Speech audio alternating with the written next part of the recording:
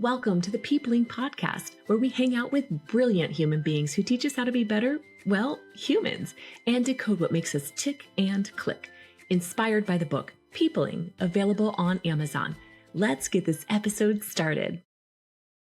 Welcome, friends, to the Peopling Podcast, where we talk about what it really means to connect, to communicate, and to grow through every season of life. Here, we explore how people think and feel and relate, from friendships to leadership, so we can all learn to people a little better. Because better people make a better world.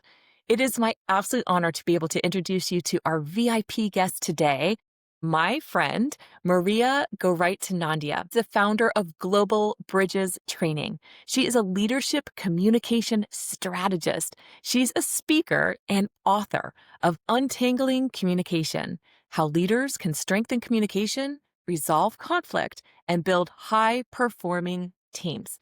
Maria specializes in helping leaders strengthen their connection, navigate conflict, and communicate in...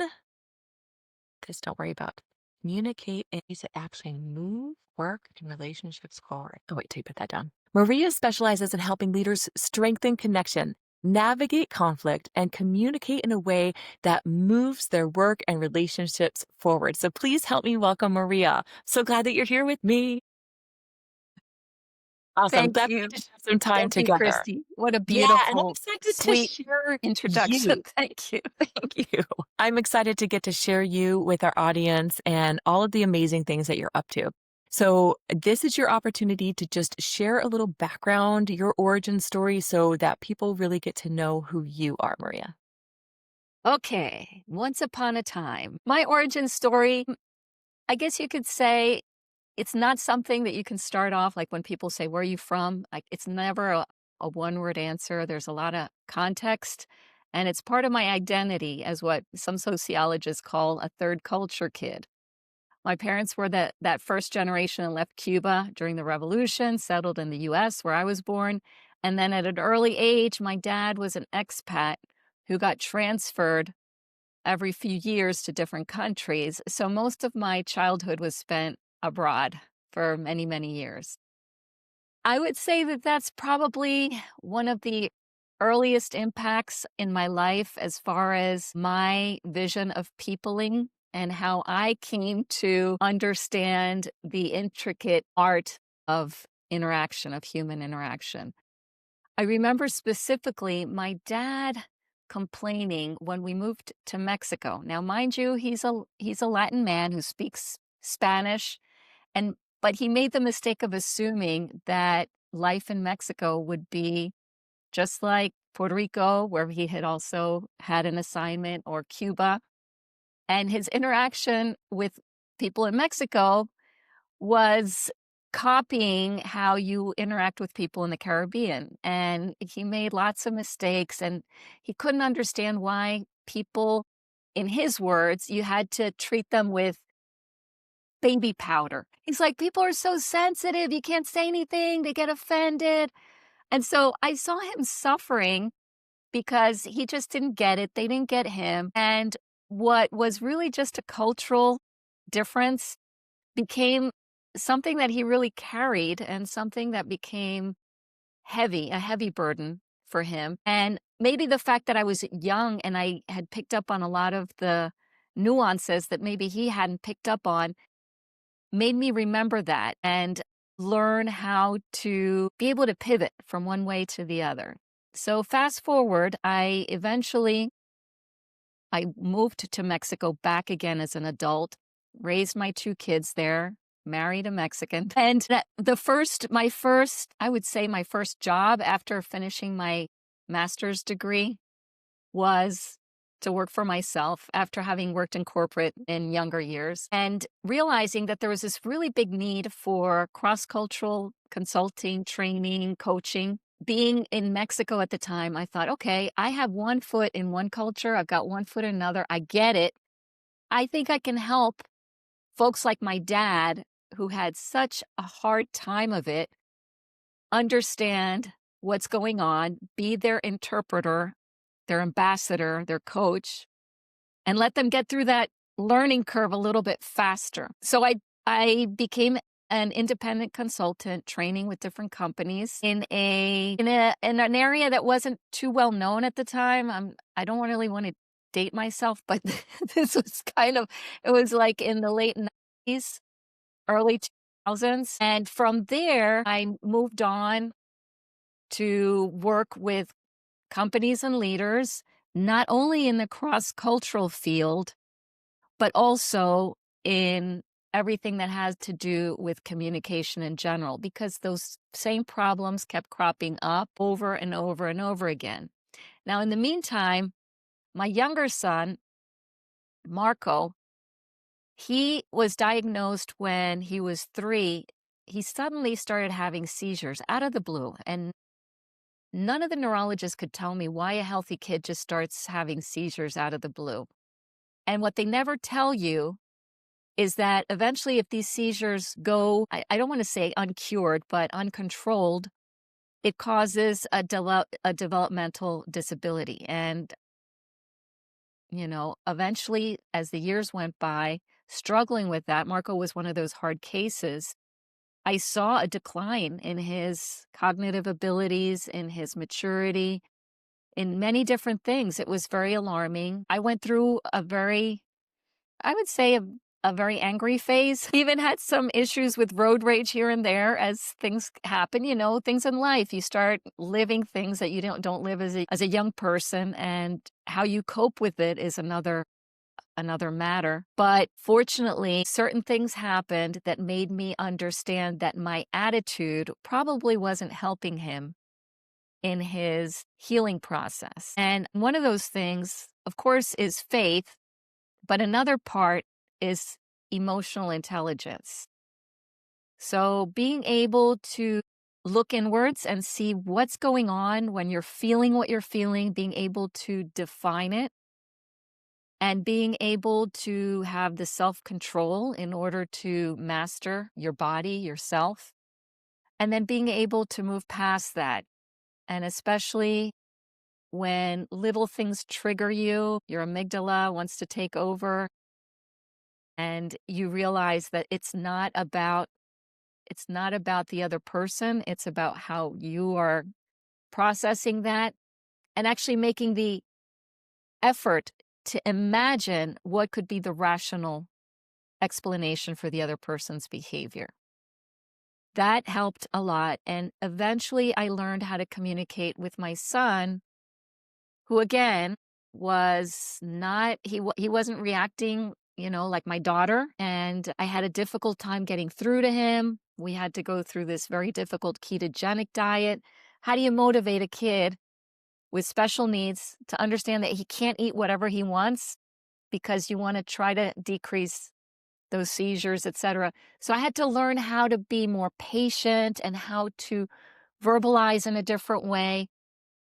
So long story short, I don't want to ramble too much, but those were, I guess, two of the elements in my life that made me realize how important communication is in your relationships to move things forwards, and how important it is to get it right. Was so good. Thank you for giving us a snapshot of who you are, where you came from, your family, and even part of your struggles. I appreciate your honesty and your vulnerability in that, because a lot of times we just want to show that shiny little part, and you're over here going like, "I had road rage." Yes. Not proud of it, but yes, I did. Use that as a learning step for you.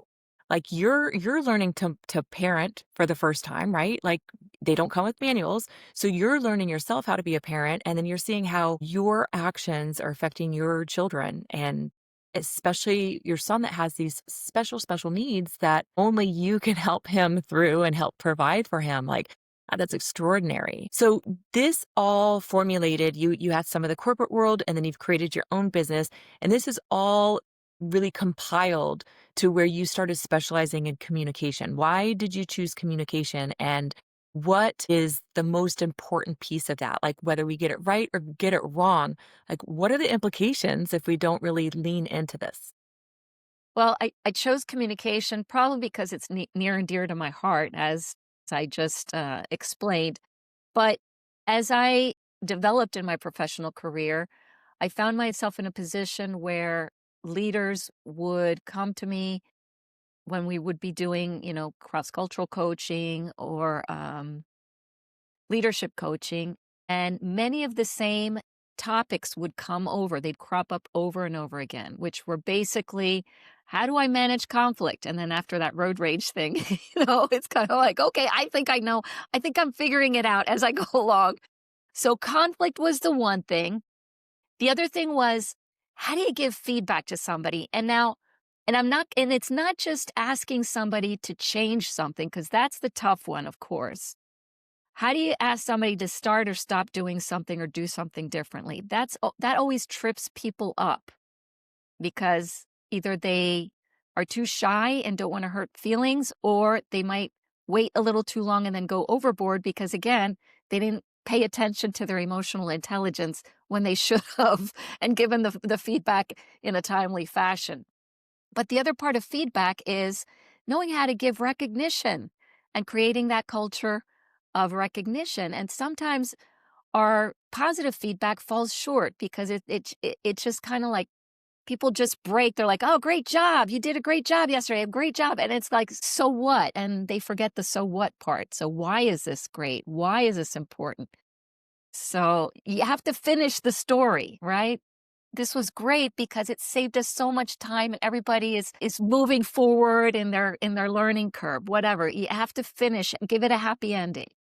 So conflict, feedback. The third one is the intercultural piece, which is where I started. What does it mean when your colleague says, yeah, sure, later, and then they don't get back to you? Or what does it mean when somebody writes, how are you doing? And then they don't answer you? What does that mean? Why are they waiting to tell you what they want? All of these little things, if you don't know, you don't know. And then you're just kind of stuck in limbo. And then the fourth one, which I hear more and more, and I guess maybe because as we get older, we hear more of this, is the generational piece. And technology. How has technology affected our habits, our communication habits, which have changed? And it's trickled from the younger generation, the millennials and Gen Zers, up to Gen Xers and baby boomers, so that now we have adopted a lot of their habits. And even though some of them may be very efficient, some of them are not very effective. So how do we differentiate when to choose one means of communication or the way that we communicate versus another? Before we dive any deeper into this conversation, I want to take a quick moment to share a tool that has significantly improved my life, and that's called Growth Day. It's like having world-class mentors right in your pocket. There are daily challenges that help grow your confidence, your inspiration, and your drive. Check out the show notes for your link to a free trial, and don't let another moment pass you by without checking out Growth Day.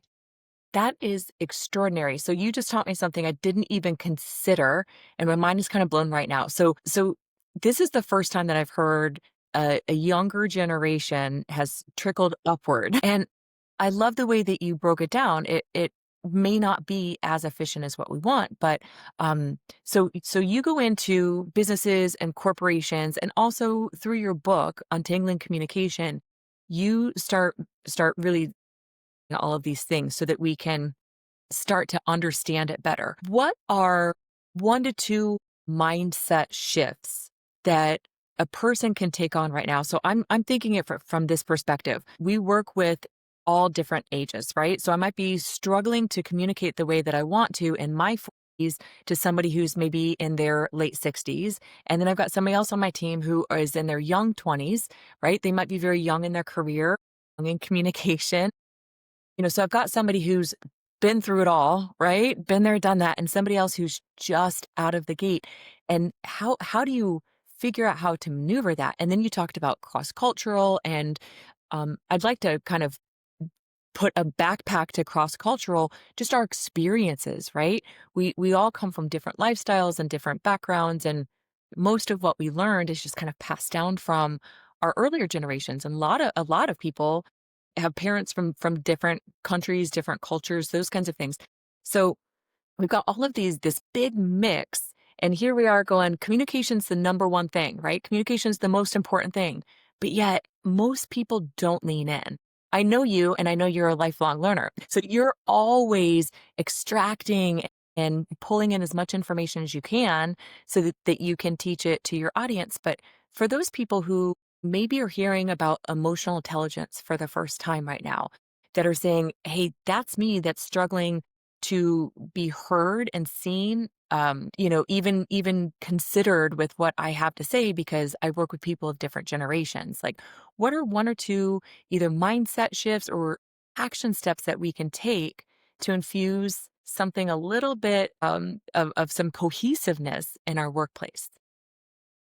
I think it would help to give a little context first because sometimes we don't understand. We just get frustrated and we don't know what's going on. So, understanding that Gen X and boomers, everything we used to do what was real time. All of our communication was real time. It was either tapping on the shoulder or calling on the phone. And then, of course, we had you left a voicemail or whatever, a message on the recorder. I was like, ooh, wow, you could leave your message. You could start screening. But before that, there was no screening. There was no this, you were interrupted and you're like, I can't talk right now. I'll call you later. And that's how it's like, I can't talk. You can't see me. And ghosting meant you just didn't answer anybody or you unplugged the phone, right? That was it, but eventually you had to appear somewhere. Then sometime in the 90s and 2000s, ta-da, we got these. And what happened was that, and in the beginning, we didn't really have them because if you wanted to send a message, you had to like press a button 5 zillion times to get one letter, right? So, but once we got the smartphones, that's where things really changed because now you were able to text people and then multitask. Text, multitask. And then if you got a message, you were able to even crowdsource. There was a lag. So everything became asynchronous. The whole millennial generation grew up with asynchronous communication as their preferred go-to. I can tell you tons of stories. My millennial daughter she's like, call the bank, tell them this, ask the student, no, what am I going to say? What am I going to say? It just gave her like the hives to think of having to solve a problem with a stranger over the phone real time. And this crossed cultures. I can tell you, working with several cultures, it was a generational thing because of the technology. So what happened?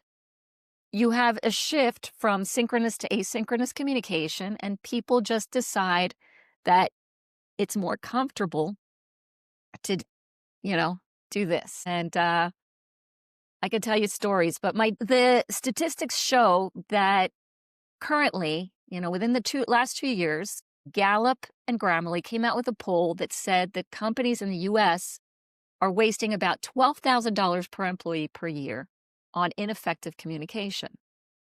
And they delved a little deeper and they saw that it's because people spend too much time on written communication because it's comfortable.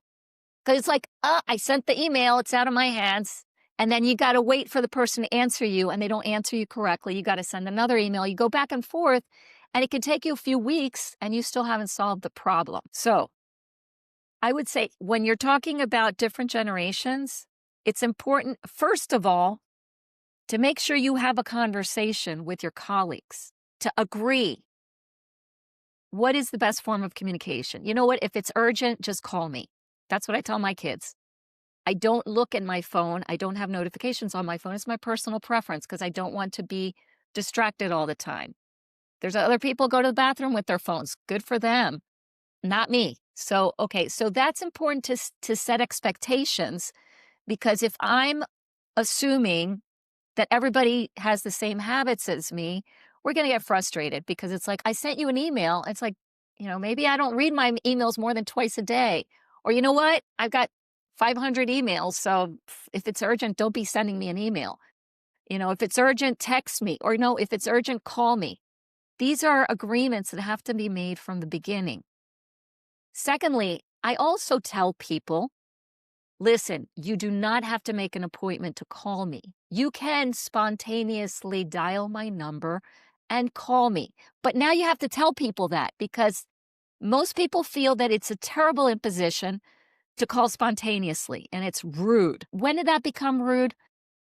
I don't know, maybe circa 17. I have no idea what the year was, but all of a sudden it's almost like you're not allowed to call spontaneously anymore. And I pick and choose the people I do that with, because, sometimes sometimes you hear it's like a pleasant surprise, like, what's up? Yes, of course. You always say, hey, can you talk? Of course. You did that. I mean, I did that 30 years ago, but it's kind of like, do you have time? Yes. Okay. You're not going to assume, but it's important to decide when the moment for writing has passed. If you've gone one or two times back and forth and you're not getting anywhere, it's time to move on to real-time communication.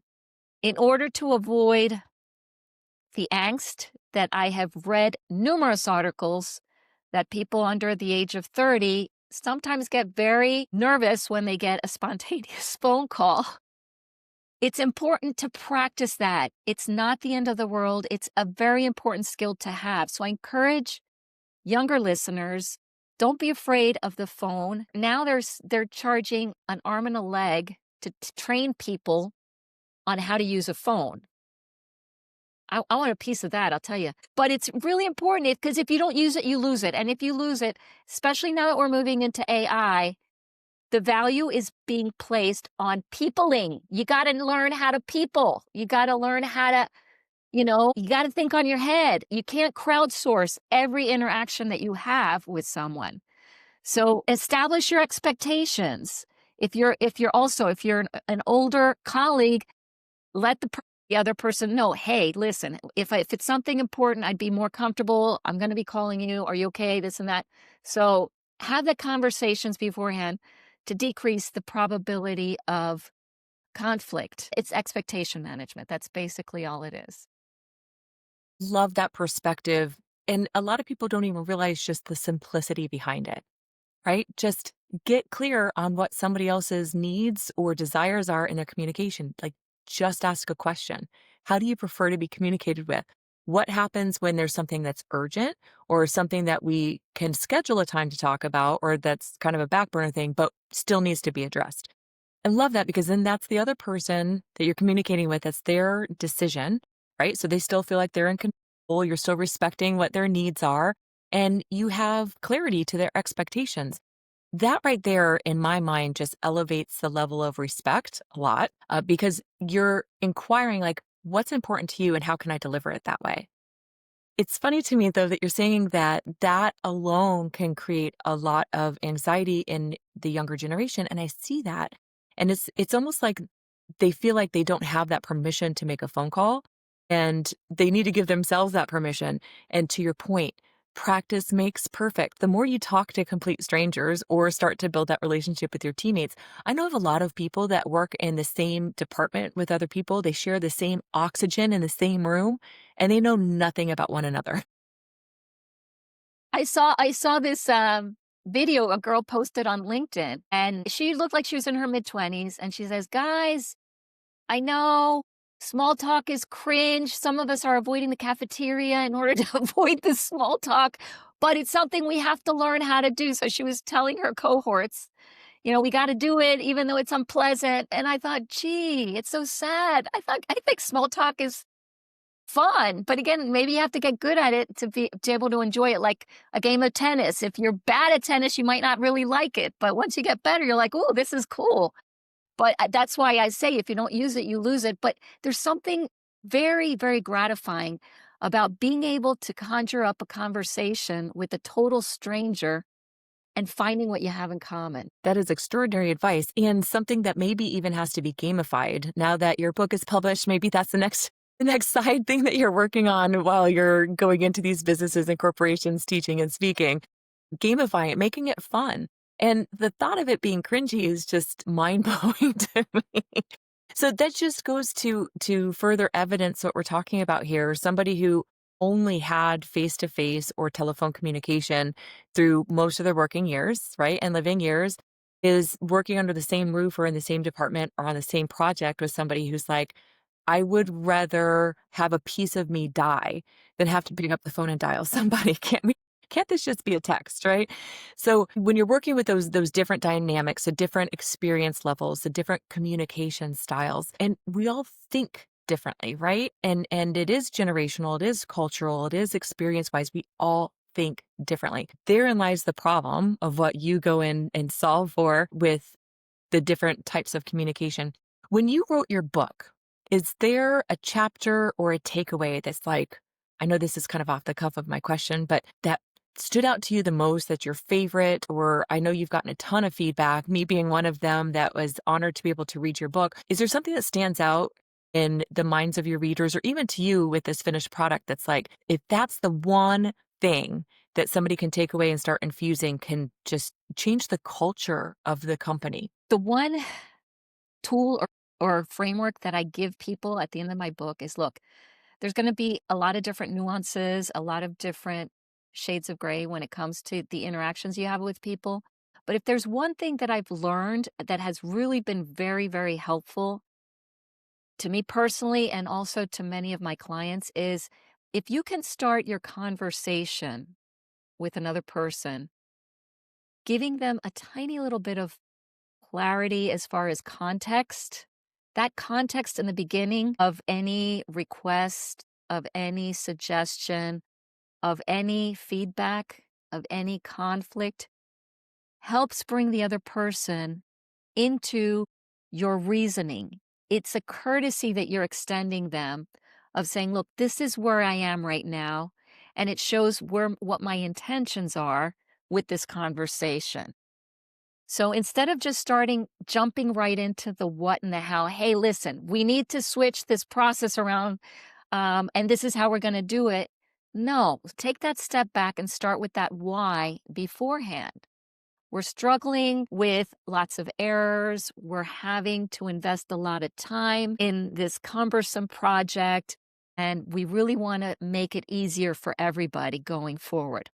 Just those two sentences kind of sets everyone, it aligns people before getting into the nitty gritty. And this can work. It worked with me with Marco, giving him the courtesy, because you think, oh, he's not going to understand.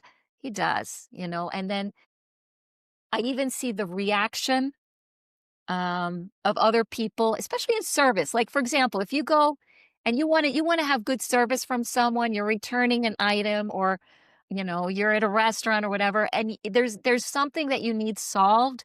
It's very different when you just say, I need this, or return this, or this or that, than if you say, hey, listen, my intent was this. I was really looking forward to it, and I was a little disappointed with this. Do you think you could blah, blah, blah? Those two sentences that you give in the beginning is giving the person the courtesy. It's the first step of what I call my clear method. Convey context. Then, of course, you listen, you empathize, you adjust and reframe. But if there's one thing you remember is start off with a little bit of context, share with people the why of where you're at, and then move forward. It'll cut your objections and difficulties way down. It'll make life a lot easier if you just start out with that. Extraordinary advice.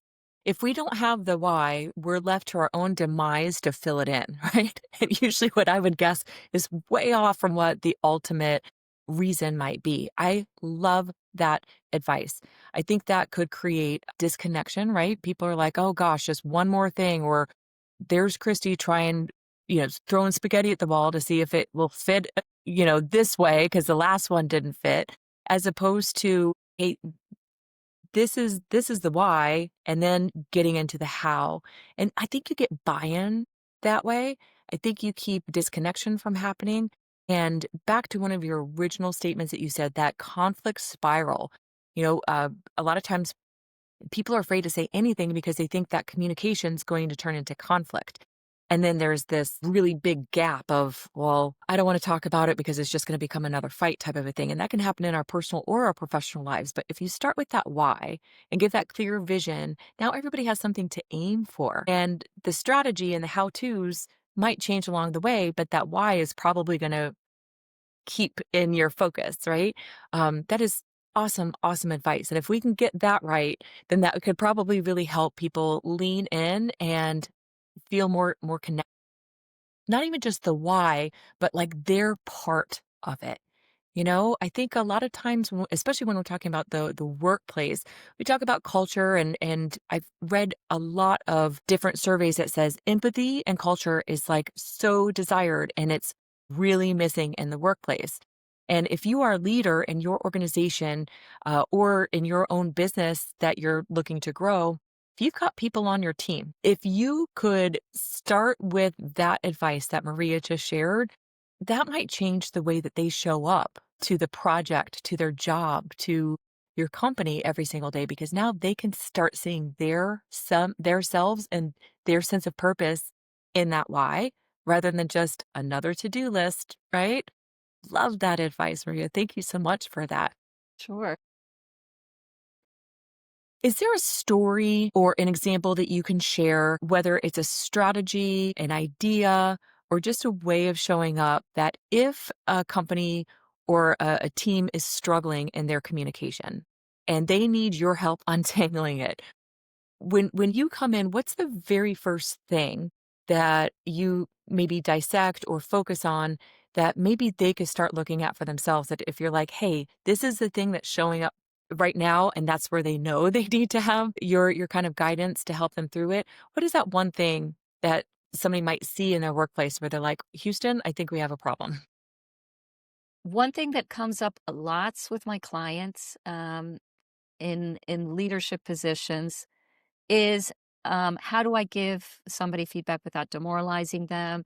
Or how do I have the conversations that might be a little difficult among areas, functional areas? You got the typical I guess you have the typical conflict between your commercial side and your operational side. The operations are always complaining, why is it that our salespeople sell stuff that we can't deliver? And why don't they ask us before promising stuff that we can't do? And I've seen this in banking and telecommunications. I mean, you name it. It usually has to do with people not talking to each other across different areas and hiding in their silos, thinking only about their key performance indexes and not thinking about the others. So a lot of times it comes down to this cross-functional empathy and making sure that leaders are opening the channels of communication so that people in different areas have that opportunity of understanding, hey, when you guys do this, this is how it affects us over here. So it would really help if we did things this way.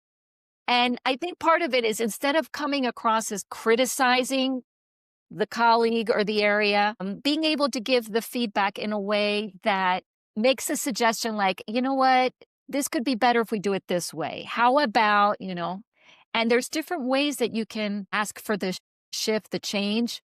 You can do it in a way that's a little bit more directive, like, hey, when you do this, it would be helpful if you do it this way.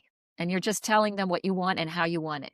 But if you are a leader and you're trying to develop people within your team and you don't want them to always be delegating upward and asking you everything so that you have to micromanage, another way to do it is in a more coaching style where you can say, look, this this is what happened, and you have to be very neutral in describing the facts.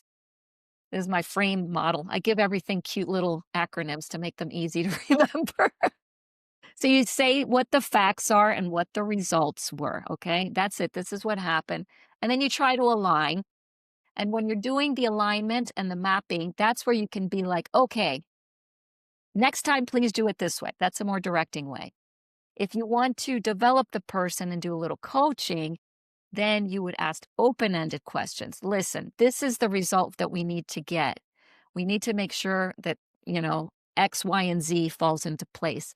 What ways can we do this in order to achieve that? And then you get the person to be the one to make the suggestion. That helps kind of increase the commitment on their part. And then, of course, at the end, you engage by getting the actual commitment. Okay, so are we agreed that we're going to do this and this and that? Yes. Okay. So it's like this process. But if you in the very beginning, and again, that first thing, just like the clear, convey context in the beginning, if you start off with a value judgment, you're going to turn people off. So sometimes we accidentally start a feedback by saying, I kind of noticed that you've been a little distracted lately. You know what? If you're already making a value judgment that I'm distracted, you've already made up your mind. I have nothing to talk to you about. If you can just describe the objective facts, I noticed that you didn't come to the last 2 meetings and I haven't gotten a response to my last email to you. I'm just describing the facts. I'm not doing any value judgments. Okay. And then from there, once we agree on the facts, then we can start talking about, I can say what impact that's had and what I would like to see change.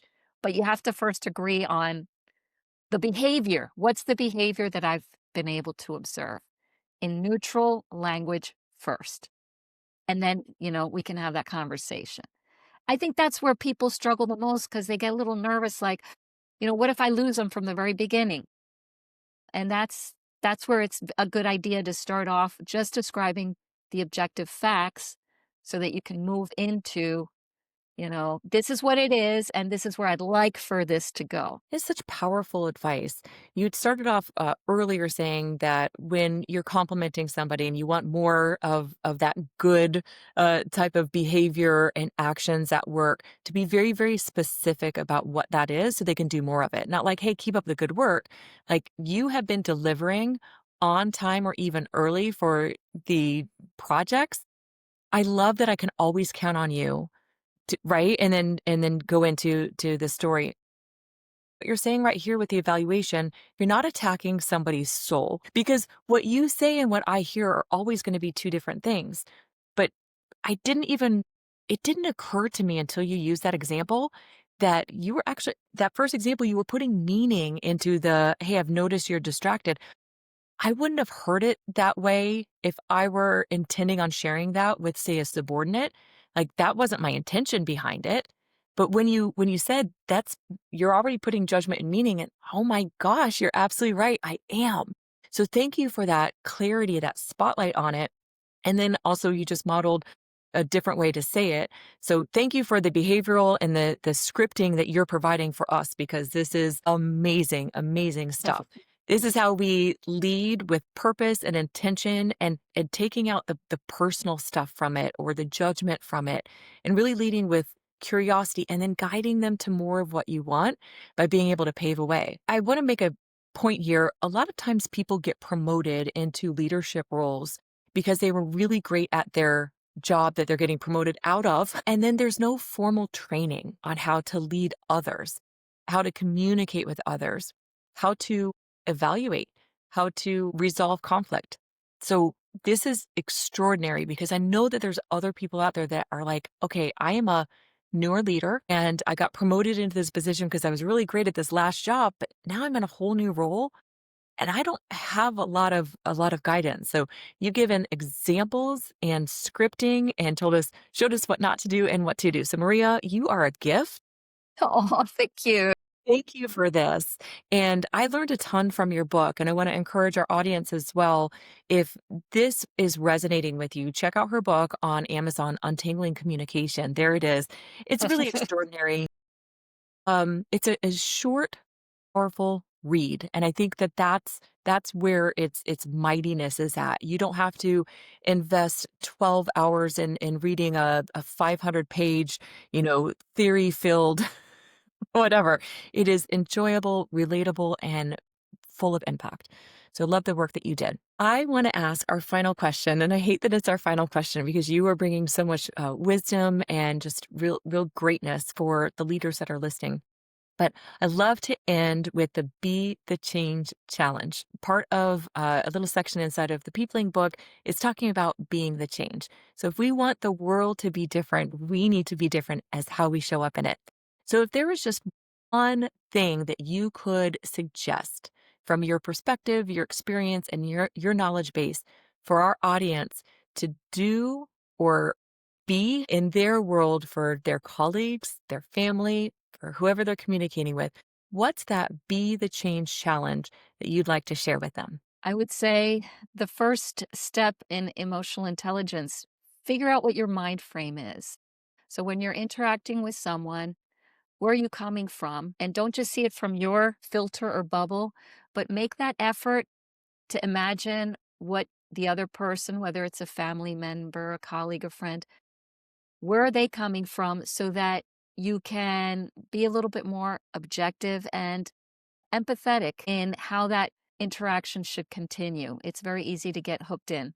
So being able to take that step back, whether it's a piece of feedback, whether it's managing conflict, whether it's, asking for a change, being able to step out of your bubble and being able to step out into the other person's bubble so that the interaction will be a quality interaction and you can continue to move forward. Because your next interaction is going to be dragging whatever you've brought from the last one. It's a dynamic process, always, always. You can't erase the history. So make sure that you're mindful of where your headspace is in those interactions. Absolute incredible advice. Thank you so much for that. Check out Maria Garaitonandia's book on Amazon. I'll have the link in the show notes. Connect with her on LinkedIn. She's very, very active there, sharing drops of wisdom throughout the week. And Maria, thank you so much for all that you've shared with us today, for being an awesome person in this space of communication. The world needs you, sister. Thank you for your time today. Thank you for having me, Kristi. I'm very grateful. Awesome. Until next time, friend. Thanks for tuning in to the Peopling Podcast, and grab your copy of the Peopling book on Amazon, and let's keep this connection movement going. Until next time, be curious, be kind, and keep peopling like you mean it.